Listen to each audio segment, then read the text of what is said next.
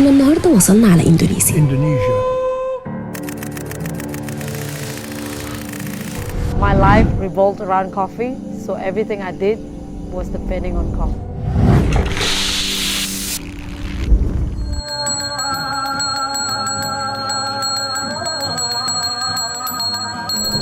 بلد 17,000 جزيرة. This is the story of Kopi Luwak. We have only one life, so let's do it correctly.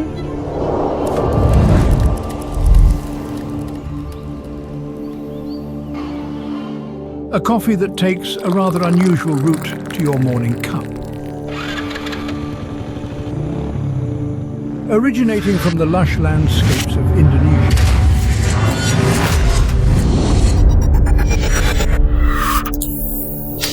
إندونيسيا موجودة في جنوب شرق آسيا، ومعناها باليوناني الجزر الهندي.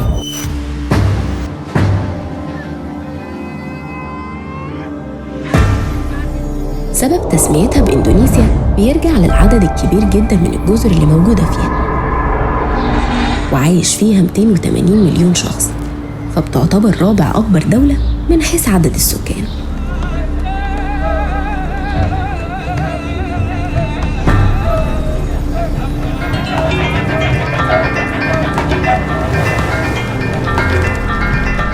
هولندا كانت مستعمرة إندونيسيا لمدة 3 قرون ونص،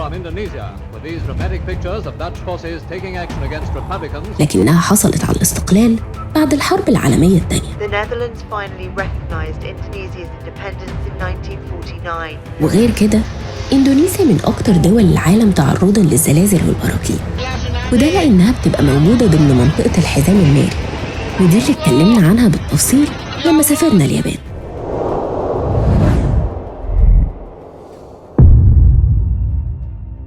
فبسبب وقوعها في منطقة الحزام الناري اتعرضت سنة 2018 ل11,000 هزة أرض.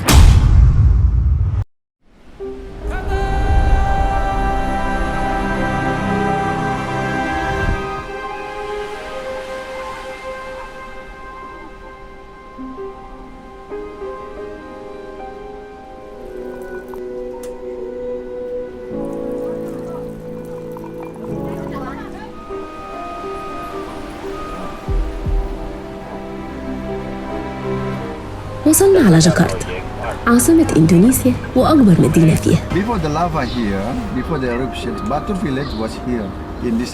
جينا علشان نشوف أغرب أنواع القهوة اللي بيتم صنعها في العالم. It's an indulgence, an experience, a symbol of luxury and refinement. واللي بتعتبر كمان أغلى نوع في القهوة. Sells for $30 to $100 per قهوة cup. كوبي لوك. Kopi Luwak.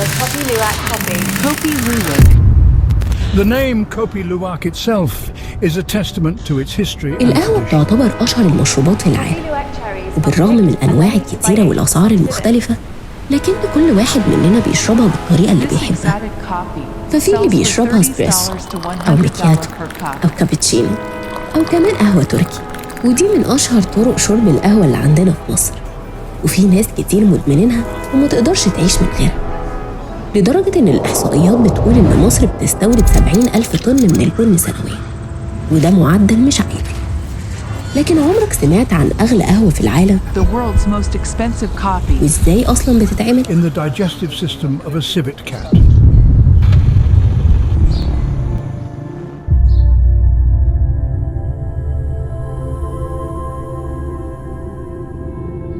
إحنا النهاردة سافرنا على إندونيسيا علشان نشرب أغلى فنجان قهوة في العالم. This coffee is smooth with a rich velvety mouthfeel that leaves the tongue tingling in anticipation for the next. ودفعنا $50 علشان نشرب كوباية القهوة اللي انتوا شايفينها قدامكم. The flavor profile is complex and layered, a symphony of earthy undertones. القهوة دي بتتصنع بكميات قليلة جدا. Hints of caramel sweetness and a subtle nuttiness that lingers long after the last drop. وبتعتبر إندونيسيا البلد الأكبر إنتاج لنوع القهوة. Traditionally sourced from Indonesia.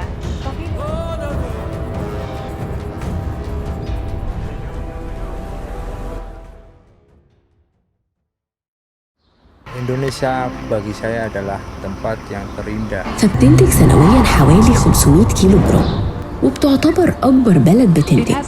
أنت متخيل الرقم؟ ده غير إنهم بيصدروا من 500 كيلو دول لدول العالم. بس إحنا النهاردة موجودين في واحدة من أكبر المزارع في إندونيسيا علشان نعرف إزاي بيصنعوها ونعرف كمان سرها.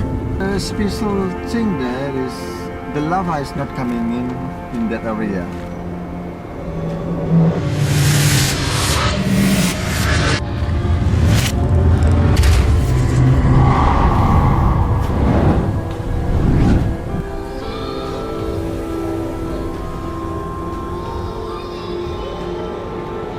Sell directly to the customers without use of middleman. بتعتبر أغرب نوع قهوة بيتم تصنيعه في العالم، وشوية هيثير اشمئزازك لما تعرف طريقة تحضيره. الكيلو الواحد من البن ده بيوصل سعره ل $600، ومفيش غير شركتين في العالم اللي بيصنعوها. القهوة دي بيستخرجوها من حيوان اسمه لوك، واسمه في الدول العربية زباد النخيل. بس أنا الصراحة أول مرة أسمع عنه. هو بيبقى حيوان شبيه للقطط، وبيتغذى على حبات البن الخضراء وكمان الفواكه. فالمزارع هنا بيزرعوا البن مخصوص علشان يتغذى عليها الحيوان ده، وده علشان ينتج أغلى نوع قهوة في العالم. الحيوان ده بعد ما بياكل البن عنده إنزيمات داخل جسمه بتغير تركيبة بروتينات حبوب القهوة، فبتزيل حموضتها وبتخلي ليها نكهة مميزة مختلفة عن باقي أنواع القهوة في العالم. This coffee is not just a beverage. It is a symbol of tradition, a piece of history.